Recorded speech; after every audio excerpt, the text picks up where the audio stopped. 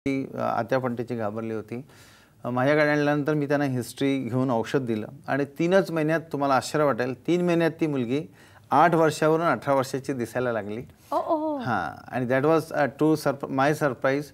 Now she is married and she is pregnant. Miracle. म्हणजे खरंच चमत्कार हे घडू शकतात, पण खरं चमत्कारांना जर आपण मेहनतीची जोड दिली तर नक्कीच त्याचा जो रिझल्ट असतो तो फार म्हणजे आश्चर्यजनक दिसू शकतो. आणि फक्त ते 6 महिने ते 8 महिन्याचं औषध घेतलं. हां. सर, आता ही औषधं जेव्हा आपण घेत असतो, जसं तुम्ही सांगितलं की ह्या रुग्णांनी औषधं घेतली आहेत, पूर्णतः रुग्ण बरा झाले आहे, पण फॉलोअप साठी म्हणून औषधं घेणं आवश्यक असतं का? हां, जरूर असतं. फॉलोअप म्हणजे पेशंटने औषध घेतल्यानंतर काय काय होतंय हे रुग्ण आपल्याला सांगतो. त्या अनुषंगाने आपण पुढील औषध त्याला देतो. आणि पूर्णतः बरं झाल्यानंतर देखील आवश्यक असतं का त्यांनी औषधोपचार थांबवले? एकदा पूर्ण बरा झाला, पेशंटला कोणत्याही प्रकारचा त्रास नाही आहे, जसं मी सॉसअप सांगितलं, ते जर त्याचं ओके आहे आणि त्याला कोणत्याही प्रकारचा त्रास नाही आहे, तो 1 वर्ष 2 वर्षात किंवा 3 वर्षात ट्रीटमेंट बंद करू शकतो. तोच एक सगळ्यात मोठा फायदा आहे. म्हणजे ट्रीटमेंट आपल्याला बंद करता येते. अशा अजून काही केसेस आमच्यावर शेअर कराल? आणखी एक केस आहे की एक 10 वर्षाचा मुलगा माझ्याकडे आला होता. त्याला त्याच्या जे टेस्टीज होत्या त्या पोटात होत्या, जन्मताच पोटात होत्या, आणि त्यालाही डॉक्टरांनी ऑपरेशन सांगितलं होतं आणि ते म्हणाले की ऑपरेशन तर करूया आपण, पण ह्या टेस्टीज वाढतील की नाही ही शंका आहे. दुसरं हा मुलं बाळ त्याला होतील की नाही शंका आहे, म्हणजे whether he will be able to become a father or not is a doubt. अशा केसमध्ये दोन्ही आईवडील माझ्याकडे आलेत, त्यांनी सांगितलं आणि 1.5 वर्ष त्यांनी माझ्याकडे ट्रीटमेंट घेतलं. 1.5 वर्षामध्ये त्याच्या काय टेस्टीज होत्या त्या त्याच्या स्क्रोटममध्ये खाली उतरल्या आणि ही इज ॲब्सोल्युटली नॉर्मल. त्याचे हार्मोनल चेंजेस वगैरे सगळे नॉर्मल झालेत आणि he is living absolutely normal life. म्हणजे खरं तर ह्या अतिशय अशा खरं तर आश्चर्य वाटणाऱ्या गोष्टी आहेत की असं काही होऊ शकतं. अजून कोणत्या प्रकारचे सर पेशंट्स आपल्याकडे येतात? खूप वर्षापूर्वी माझ्याकडे एक हेमॅन्जिओमा ब्रेस्टचा पेशंट आला होता. ह्यूज हेमॅन्जिओमा होता आणि मला वाटलं नाही तिथे की तो इतक्या लवकर बरा होईल. चांगला बऱ्यापैकी मोठा होता, जवळपास 4 बाय 5 सेंटीमीटरचा हेमॅन्जिओमा ब्रेस्ट होता. तो 8 दिवसामध्ये डिसअपिअर झाला. इव्हन आम्हाला तो माहीत पण नव्हता की हा हेमॅन्जिओमा आहे. त्याच वेळेस लगेच 8 दिवसांनी आम्ही त्या पेशंटचा बायोप्सी करता रिपोर्ट पाठवला आणि it turned out to be hemangioma breast. तर 8 दिवसामध्ये सिस्ट गेली. खरं तर किती आश्चर्यजनक आपण रिझल्ट्स बघितले आहेत. अधिक अजून केसेस डॉक्टरांकडे माहिती करून घेऊया, कारण खरं तर खूप रंजक गोष्टी असतात, पण खरंच जे पेशंट्स असतात त्यांच्यासाठी त्रासदायक असल्या तरी असे काही पेशंट्स आपल्या प्रेक्षकांमध्ये बसले असतील की त्यांना त्याची नक्कीच मदत होऊ शकते, उपयोग होऊ शकतो या सगळ्या केसेसचा. आपण एक फोन घेतोय. गायत्री आपल्याशी बोलतायत. हॅलो, नमस्कार. नमस्कार मॅडम, मी लातूरून बोलतेय. हां, नमस्कार मॅडम. मला सरांना विचारायचं होतं की माझं म्हणजे मला काय प्रोलॅक्टिन माझं वाढतं ते दरवेळेस. काय? माझं प्रोलॅक्टिन जे असतं शरीरामध्ये. प्रोलॅक्टिन वाढलेलं आहे. ओके, बोला. 125च्या आसपास किंवा त्याच्याही पेक्षा जास्त असतं. बर. आणि माझं लग्न होऊन 4 वर्ष झाले, त्यामुळे मी प्रेग्नन्सी होत नाही मला. बरोबर. आणि माझे मेन्सेस जे असतात तेही मला वेळेवर येत नाहीत म्हणजे जवळपास 8 महिने किंवा 9 महिने त्याहीपेक्षा जास्त वर्ष येत नाहीत मला. बापरे.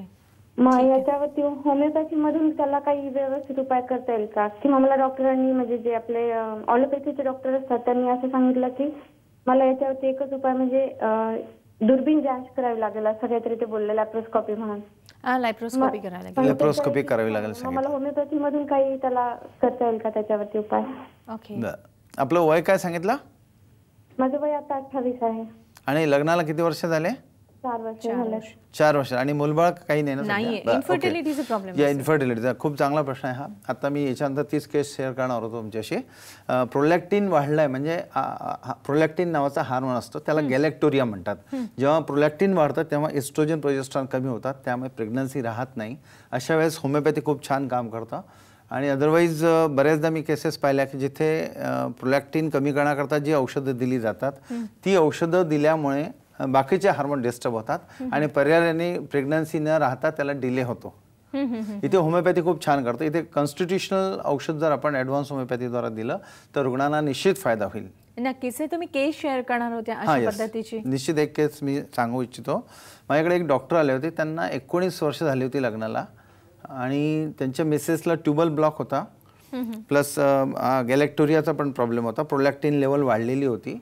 त्यांना पण इतरही प्रॉब्लेम होते, शुक्रजंतू कमी होते आणि 19 वर्ष झाली होती आणि ते रेग्युलर ट्रीटमेंट घेत नव्हते. त्यांनी सगळे ॲलोपॅथीचे डॉक्टर ट्राय केले होते. त्यानंतर माझ्याकडे आले. तुम्हाला आश्चर्य वाटेल, 7 महिन्यामध्ये तिथे प्रेग्नन्सी राहिली, जिथे आम्हाला सुद्धा शाश्वती नव्हती की इथे फायदा होईल.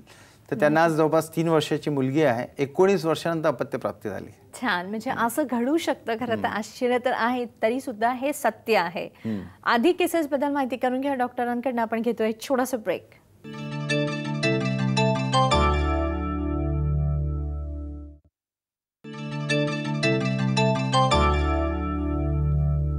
ब्रेकनंतर पुन्हा एकदा आपल्या सर्वांचं मनपूर्वक स्वागत. सरांकडून आपण केसेस जाणून घेणार आहोत की होमिओपॅथीमुळे बऱ्या जाणाऱ्या अशा अनेक आजारांकडे ज्या केसेस आहेत त्यांचा अनुभव सरांना अतिशय प्रगाढ असा आहे. आपण त्यांच्याकडे जाणून घेऊया. सर, अजून असं कोणत्या आजारांबद्दल तुम्ही अशी केस जी आहे ती बरी केलेली आहे? नुकतंच माझ्याकडे नागपूरला एक मुलगा आला होता. सर, त्याला 2 वर्ष झाली ट्रीटमेंटला. तो बोलत पण नव्हता, चालत नव्हता. आज तो शाळेत जातो आहे आणि त्याचा पहिल्या 5 मध्ये नंबर येतोय. साधारण किती वर्षाचा होता तो मुलगा? तो मुलगा जवळपास 8-9 वर्षाचा होता. 8-9 वर्षाचा होता आणि आता त्याच्यामध्ये इतकी प्रगती आहे की तो शाळेमध्ये पण पहिल्या 5 मध्ये यायला लागला. त्याला म्हणजे काहीच कळत नव्हतं. जेव्हा आमच्याकडे जेव्हा आणलं होतं 2 वर्षापूर्वी, तो बोलत पण नव्हता, काही कळत पण नव्हतं. So this is the miracle of homeopathy. आणखी एक डॉक्टर, त्यांचा मुलगा ADHD म्हणून आजार आहे, attention deficit hyper active disease किंवा सिंड्रोम. तर त्या डॉक्टरच्या मुलाला तो इतका हे होता, हायपर ऍक्टिव्ह होता की तो एका ठिकाणी बसत नव्हता. टेबल खाली जा, याला हात लावता, अतिचंचलता, तो पण एक आजार आहे. त्या डॉक्टरांच्या मुलाला साधारण 1 महिन्यामध्येच बरं वाटायला लागलं आणि आज तो शाळेमध्ये जातो आहे आणि त्याचा बऱ्यापैकी नंबर येतो आहे पहिल्या 10 मध्ये. त्याशिवाय त्यांचे जे मुस्लिम पेशंट होतात त्यांचे कुराणचे जे काही आहेत ते त्याला मुजबान याद झालेले आहेत. तर खूप आश्चर्याची गोष्ट आहे. साधारण 1.5 ते 2 वर्षाच्या ट्रीटमेंटमध्ये हा असा प्रचंड फायदा त्याला झालेला आहे. नक्कीच. डॉक्टर, खरं तर ह्या सगळ्या गोष्टी आपल्याला इतर डॉक्टरांकडे जाऊन कळत नाहीत. अनेक डॉक्टर फिरून येतात पेशंट आणि मग होमिओपॅथीचा आधार घेत असतात. तर अशा काही केसेस आहेत का की खरं तर इतर सगळ्या डॉक्टरांनी हात टेकलेले आहेत पण ते तुमच्याकडे येऊन बरे झालेले आहे? बऱ्याच केसेस आहेत. जसं आता गँग्रीनची एक केस मी तुम्हाला दाखवणार आता. आपण बघूयात सर. आता गँग्रीनची केस आहे. त्या याच्यात डॉक्टरांनी सांगितलं होतं की त्याला त्याचे दोन्ही बोटं कापावे लागतील. दोन्ही बोटं काळी झाली होती आणि नंतर माझ्या मित्राचा फोन आला की बाबा असं असं आहे, तो होमिओपॅथीने होऊ शकते का? म्हटलं निश्चित होऊ शकते. त्याला आमच्या हॉस्पिटलमध्ये ॲडमिट केलं आणि साधारण 2 दिवस त्याला आराम नाही पडला. 3ऱ्या दिवशी त्याला चांगला आराम पडला आणि तो आराम म्हणजे 3 मिनिटाचाच आहे. आपण आता व्हिडिओमध्ये पाहूया. 3 मिनिटामध्ये त्याचं जे काही बर्निंग होतं, सिव्हिअर बर्निंग होतं. 24 तास त्याला विंचवासारखी आग व्हायची.